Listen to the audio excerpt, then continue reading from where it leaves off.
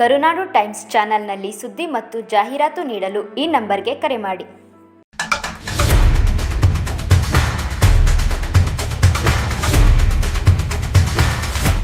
ಎರಡು ಮೂರು ದಿನಗಳ ಹಿಂದೆ ಸನ್ಮಾನ್ಯ ಜಿಯಾವುಲ್ ಅವರು ಬಿಡಿ ಕ್ವಾರ್ಟರ್ಸ್ ನಲ್ಲಿ ಅಲ್ಲಿ ಒಂದು ಕಡೆ ಒಂದು ಸಭೆ ಮಾಡಿ ಒಂದು ಪತ್ರಿಕಾಗೋಷ್ಠಿಯನ್ನ ಮಾಡಿದ್ದಾರೆ. ಅವರು ರಾಮನಗರ ನಗರಸಭೆಯಿಂದ ಒಂದು ಕಲರ್ ಜೆರಾಕ್ಸ್ ನ ಹಕ್ಕುಪತ್ರ ಕೊಟ್ಟು ಜನರಿಗೆ ಡೂಪ್ಲಿಕೇಟ್ ಹಕ್ಕುಪತ್ರವನ್ನ ಕೊಟ್ಟಿದ್ದಾರೆ ಮತ್ತೆ ವಂಚನೆ ಮಾಡಿದ್ದಾರೆ ಅಂತ ಹೇಳಿ ಒಂದು ಆರೋಪವನ್ನ ಮಾಡಿದ್ದಾರೆ. ಬಿಡಿ ಕಾರ್ಮಿಕರಿಗೆ ಬಿಡಿಬಿ ಕಾರ್ಮಿಕರ ವಿವಿಧೋದ್ದೇಶ ಸಹಕಾರ ಸಂಘ, ಜಿಲ್ಲಾಡಳಿತ, ರಾಜೀವ್ ಗಾಂಧಿ ಗ್ರಾಮೀಣ ವಸತಿ ನಿಗಮ ನಿಯಮಿತ ಬೆಂಗಳೂರು ಹಾಗೂ ಚನ್ನಪಟ್ಟಣ ರಾಮನಗರ ಅಭಿವೃದ್ಧಿ ಪ್ರಾಧಿಕಾರ ಇವೆಲ್ಲ ಸೇರಿ 2005ನೇ ಇಸ್ವಿನಲ್ಲಿ ಇದನ್ನ ಸುಮಾರು 1 ಕೋಟಿ ರೂಪಾಯಿ ಯೋಜನಾ ವೆಚ್ಚದಲ್ಲಿ ಈ ಒಂದು ಪ್ರಾಜೆಕ್ಟ್ ಅನ್ನ ಕೈಗೆತ್ತಿಕೊಂಡು ಸುಮಾರು 489 ಜನರಿಗೆ ಬಿಡಿ ಕಾರ್ಮಿಕರಿಗೆ ಇದನ್ನ ಅಲಾಟ್ ಮಾಡ್ತಾರೆ. ಆ ಸಂದರ್ಭದಲ್ಲಿ ವಿಜಯ ಬ್ಯಾಂಕ್ ನಿಂದ 50 ಲಕ್ಷ ರೂಪಾಯಿ ಸಾಲ, ಅದಕ್ಕೆ ಈಗ ಬಿಡಿ ಕಾರ್ಮಿಕರ ವಿವಿಧೋದ್ದೇಶ ಸಹಕಾರ ಸಂಘದವರು ಜಾಮೀನು ಕೊಟ್ಟಿದ್ದಾರೆ. ಇದು ಬಿಡಿ ಕಾರ್ಮಿಕರ ಸಹಕಾರ ಸಂಘದವರು 2005ನೇ ಇಸ್ವಿಯಿಂದ ಇವತ್ತಿನ ತನಕ ಇದು ನಿರಂತರವಾಗಿ ಇದು ಈ ಸ್ಟೋರಿ ನಡ್ಕೊಂಡು ಬರ್ತಾ ಇದೆ.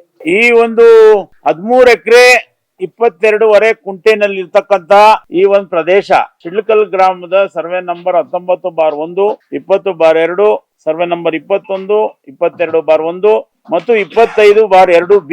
ಈ 13 ಎಕರೆ ಇನ್ನು 22.5 ಎಕರೆ ಈ ಜಾಗದಲ್ಲಿ ಈ ಒಂದು ಬಿಡಿ ಕಾರ್ಮಿಕರ ಕಾಲೋನಿಯನ್ನ ಕಟ್ಟಿದ್ದಾರೆ. ಇದು ಒಟ್ಟು ಫಲಾನುಭವಿಗಳು 489. ADB ಪ್ರಾಯೋಜಿತ KUID ಪ್ರಾಜೆಕ್ಟ್ 2001ರಿಂದ ನಂತರ ತೆಗೆದುಕೊಂಡಂತ ಈ ಒಂದು ಪ್ರಾಜೆಕ್ಟ್ ನಲ್ಲಿ bulk allotment of residential sites and services in Shidlakallu, Ramanagara ಈ ಭಾಗದಲ್ಲಿ ಮೊದಲನೇದಾಗಿ ರೆಸಿಡೆನ್ಶಿಯಲ್ ಸೈಟ್ಸ್ ಅಂತ ಅಲಾಟ್ ಮಾಡಿರ್ತಾರೆ.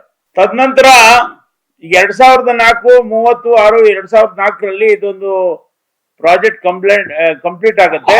ಶಿಡ್ಲಕಲ್ಲಲ್ಲಿ, ಜೀಗೇನಹಳ್ಳಿ ಮತ್ತೆ ಎಲ್ಲೆಲ್ಲಿ ರಾಮನಗರ CMC ಒಂದು ಜಾಗ ಗುರುತು ಮಾಡಿದ್ಯೋ ಅಲ್ಲೆಲ್ಲ ಡೆವಲಪ್ ಮಾಡ್ತಾರೆ. ಆಗ ಈ ಒಂದು ಸೈಟ್ಸ್ ನೆಲ್ಲ ಕನ್ವರ್ಷನ್ ಮಾಡಬೇಕು ಅಂತೇಳಿ ನಾವು ಬಿಡಿ ವರ್ಕರ್ಸ್ಗೆ ಪರ್ಚೇಸ್ ಮಾಡ್ತೀವಿ ಅಂತ ಹೇಳಿ Rajiv Gandhi rural housing corporation ಅವರು ಮುಂದೆ ಬಂದು ಈ ಶಿಡ್ಲಕಲ್ ಲೇಔಟ್ ನ ರಾಜೀವ್ ಗಾಂಧಿ ಅಭಿವೃದ್ಧಿ ನಿಗಮಕ್ಕೆ ಕೊಡಬೇಕು ಅಂತೇಳಿ RGRCL ಅವರು 50 ಲಕ್ಷ 1 ಕೋಟಿ ಅಡ್ವಾನ್ಸ್ ಮತ್ತೆ ಟ್ರಾನ್ಸ್ಫರ್ ಆಫ್ ಲೇಔಟ್ ನ ರಿಕ್ವೆಸ್ಟ್ ಮಾಡಿಕೊಂಡು ರೂಢಾ ಮತ್ತು ರಾಜೀವ್ ಗಾಂಧಿ ಈ ಒಂದು ಅಭಿವೃದ್ಧಿ ನಿಗಮದ ಜೊತೆನಲ್ಲಿ ಒಂದು ಮ್ಯೂಚುವಲ್ ಅಗ್ರಿಮೆಂಟ್ ಆಗ್ತದೆ. ಅದು ನಗರಸಭೆ ವ್ಯಾಪ್ತಿಗೆ ಬರೋದಿಲ್ಲ. ಅದಕ್ಕೆ ಬೇಕಾಗಿರ್ತಕ್ಕಂಥ ದಾಖಲಾತಿಗಳನ್ನು ಕೂಡ ತಮಗೆ ಕೊಟ್ಟಿದ್ದೀವಿ. ಯಾವ ಸರ್ವೆ ನಂಬರ್ಗಳು ನಮ್ಮ ವ್ಯಾಪ್ತಿಗೆ ಬರೋದಿಲ್ಲ ಅಂತ 2005ರಲ್ಲೋ 8ರಲ್ಲಿ ಈ ಬಿಡಿ ಕಾಲೋನಿಯ 489 ಆಸ್ತಿಗಳನ್ನ SAS ನಲ್ಲಿ ದಾಖಲು ಮಾಡ್ತಾರೆ. ನಾವು ಸುಮಾರು 2005ನೇ ಇಸ್ವಿಯಿಂದ ಇದು ಅಲಾಟ್ ಆದ್ಮೇಲೆ ಇವತ್ತು ಸುಮಾರು 2025 20 ವರ್ಷಗಳಾದ್ರೂ ಕೂಡ ಹಿಂದ್ಲವರು ಯಾವ ಕಾರಣಕ್ಕೂ ಗೊತ್ತಿಲ್ಲ, ಅದು ರಾಮನಗರ ನಗರಸಭೆ ವ್ಯಾಪ್ತಿಗೆ ಸೇರಿಲ್ಲ. ನಮ್ಗೆ ಅವರು ಸರಿಯಾದ ಮಾಹಿತಿಯನ್ನ ಯಾರು ಕೊಟ್ಟಿಲ್ಲ. ಅವರು ನಮ್ಗೆ ಕೊಟ್ಟಿದ್ದಾರೆ 2008ರಲ್ಲಿ ಅಂತ ಹೇಳ್ತಾರೆ. ಆದ್ರೆ ನಾವು ರಾಜೀವ್ ಗಾಂಧಿ ವಸತಿ ನಿಗಮದಿಂದ ಏನು ಮೂಲ ಫಲಾನುಭವಿಗಳಿದ್ರು ಅವ್ರನ್ನ ಕರೆಸಿ ಅವ್ರಿಗೆ ಯಾರು ವಾಸವಾಗಿದ್ರು ಅವ್ರಿಗೆ ಇಷ್ಟು ವರ್ಷ 20 ವರ್ಷನೂ ಕೂಡ ಯಾವುದೇ ದಾಖಲಾತಿ ಇರ್ಲಿಲ್ಲ ಅವ್ರಿಗೆ. ಈಗಾದ್ರೂ ನಾವು ಒಂದು ಹಕ್ಕುಪತ್ರ ಕೊಟ್ಟಿದ್ದೇವೆ, ಆ ಹಕ್ಕುಪತ್ರ ಕೂಡ ಇರ್ಲಿಲ್ಲ ಅವ್ರ ಹತ್ರ. ಅದನ್ನ ಅಲ್ಲಿರ್ತಕ್ಕಂಥ ಜನ ನಮ್ಗೆ 20 ವರ್ಷ ಆಯ್ತು ಲೇಔಟ್ ಪ್ರಾರಂಭ ಆಗಿ, ನಮ್ಗೆ ನಾವು ತ್ರಿಶಂಕು ಸ್ವರ್ಗದಲ್ಲಿ ಇದ್ದೇವೆ ಅಂತೇಳಿ ನಮ್ಮ ಶಾಸಕರಾದಂತ ಇಕ್ಬಾಲ್ ಹುಸೇನ್ ಅವ್ರ ಹತ್ರ, ನಮ್ಮ ಮುನ್ಸಿಪಾಲಿಟಿ ಹತ್ರ ಆ ಭಾಗದ ಜನ ತಿರುಗ್ತಾ ಇದ್ರು. ಹಾಗಾಗಿ ಒಂದು ತೀರ್ಮಾನ ಮಾಡಿಕೊಂಡು ಯಾರು ರಾಜೀವ್ ಗಾಂಧಿ ವಸತಿ ನಿಗಮದ ಮೂಲ ಫಲಾನುಭವಿಗಳಿದ್ದಾರೋ ಅವ್ರದ್ದು ಹಕ್ಕುಪತ್ರನ ಅಟೆಸ್ಟ್ ಮಾಡಿ ನಾವು ಅವ್ರಿಗೆ ಕೊಟ್ಟಿದ್ದೇವೆ. ಆಮೇಲೆ ಕೆಲವರು ಸಾಲ ತಗೊಂಡಿದ್ರು, ಮನೆಗಳು ಕಟ್ಕೊಂಡಿದ್ದಾರೆ, ಸಾಲ ತಗೊಂಡಿದ್ರು.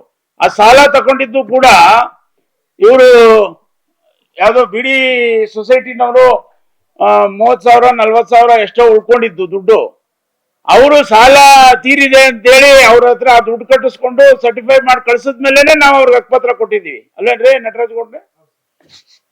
ಇಷ್ಟೆಲ್ಲ ಮಾಡಿದ್ಮೇಲೆ ಈಗ ನಾವು ಆ ಜನರಿಗೆ ಅಟ್ಲೀಸ್ಟ್ ಇಷ್ಟು ವರ್ಷ ಅವರು ಅತಂತ್ರವಾಗಿದ್ದಾರೆ, ಅವ್ರಿಗೆ ಮೂಲ ಒಂದು ಹಕ್ಕುಪತ್ರ ಇದೆ, ನಾವು ಅವ್ರನ್ನ ಕರೆದು ಹೇಳಿದ್ದೀವಿ, ನೋಡ್ರಿ ಇಷ್ಟು ವರ್ಷದಿಂದನೂ ನಿಮ್ಗೆ ಈ ಒಂದು ಮೂಲಭೂತ ಸೌಕರ್ಯಗಳು ಸಿಕ್ಕಿಲ್ಲ, ಕಾರಣ ಇದು ಪಂಚಾಯತಿ ವ್ಯಾಪ್ತಿಗೆ ಬರ್ತದೆ, ನಮ್ಮ ನಗರಸಭೆ ವ್ಯಾಪ್ತಿಲಿ ಬರೋಲ್ಲ, ಅದರಿಂದ ನಮ್ಗೆ ಟೆಕ್ನಿಕಲ್ ಒಂದು ಪ್ರಾಬ್ಲಮ್ ಇದೆ, ಅದಕ್ಕೋಸ್ಕರ ಈಗ ಗಡಿ ವಿಸ್ತರಣೆ ಸಂದರ್ಭದಲ್ಲಿ ನಾವು ಅದು ಸೇರಿಸ್ಕೊಂಡು ಆಮೇಲೆ ನಾವು ಖಾತೆ ಇಶ್ಯೂ ಮಾಡ್ತೀವಿ, ಅಲ್ಲಿ ತನಕ ಇದನ್ನ ಟೆಂಪ್ರರಿ ನೀವು ಇಟ್ಕೊಂಡಿರಿ ಅಂತೇಳಿ ಅಟೆಸ್ಟ್ ಮಾಡಿ ಈಗೇನ್ ಕೊಟ್ಟಿದ್ದೀವೋ ಅದೇ ಒರಿಜಿನಲ್, ಅದನ್ನ ಅದು ತಂದ್ರೆ ನಾವು ಖಾತೆ ಮಾಡ್ಕೊಡ್ತೀವಿ. ಆದ್ರೆ ಯಾವಾಗ ನಾವು ಆ ಜಾಗವನ್ನ ರಾಮನಗರ ನಗರಸಭೆಗೆ ಸೇರಿಸ್ಕೊಂಡಾದ್ಮೇಲೆ, ಸೇರಿಸ್ಕೊಳ್ಳದೆ ಯಾವುದೇ ಕಾರಣಕ್ಕೂ ನಾವು ಅವ್ರಿಗೆ ಖಾತೆ ಮಾಡ್ಕೊಳ್ಳೋಕೆ ಬರೋದಿಲ್ಲ.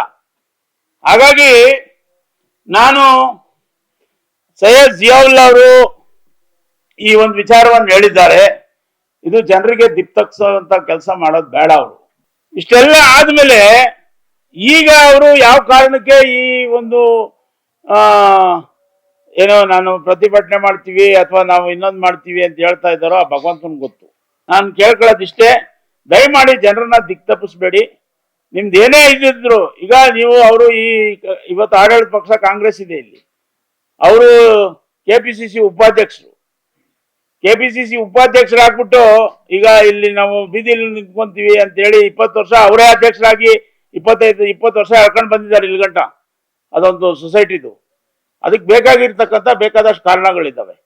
ಹಾಗಾಗಿ ನಾವು ಈಗ ಶಾಸಕರ ಹತ್ರ ಹೋಗಿ ನಮ್ಮ ಜನ ಎಲ್ಲಾನು ಹೋಗಿ ನಮ್ಗೆ ಇಷ್ಟು ವರ್ಷದಿಂದ ಹಕ್ಕುಪತ್ರ ಇಲ್ಲ ಅಂತ ಅವ್ರು ಯಾವಾಗ ಸಂದರ್ಭದಲ್ಲಿ ಅವ್ರ ಹತ್ರ ಒತ್ತಡ ಹಾಕಿದ್ರು, ನಮ್ಮ ಹತ್ರ ಒತ್ತಡ ಹಾಕಿದ್ರು ಅಂತೇಳಿ ನಾವೊಂದು ಐಡೆಂಟಿಟಿ ಇರ್ಲಿ ಅಂತ ಹೇಳಿ ಅವ್ರಿಗೆ ಅಟೆಸ್ಟ್ ಮಾಡಿ ರಾಜೀವ್ ಗಾಂಧಿ ವಸತಿ ನಿಗಮಕ್ಕೆ ಪತ್ರ ಬರೆದ್ಮೇಲೆ ಅವರು ಜಿಲ್ಲಾಡಳಿತದಲ್ಲಿದೆ ಅಂತ ಎಲ್ಲೂ ಕೂಡ ಇದು ಸಿಕ್ಲಿಲ್ಲ ನಮ್ಗೆ.